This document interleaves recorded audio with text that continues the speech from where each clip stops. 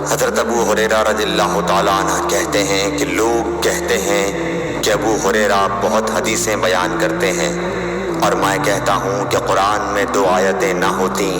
تو میں کوئی حدیث بیان نہ کرتا۔ پھر یہ آیت پڑھی جس کا ترجمہ یہ ہے،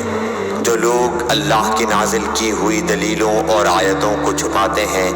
آخر آیت رحیم تک۔ واقعہ یہ ہے کہ ہمارے مہاجرین بھائی تو بازار کی خرید و فروخت میں لگے رہتے تھے، اور انصار بھائی اپنی جائیدادوں میں مشغول رہتے،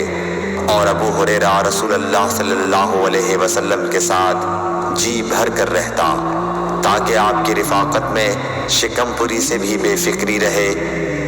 اور ان مجلسوں میں حاضر رہتا جن مجلسوں میں دوسرے حاضر نہ ہوتے، اور وہ باتیں محفوظ رکھتا جو دوسرے محفوظ نہیں رکھ سکتے تھے۔ صحیح بخاری حدیث نمبر 118۔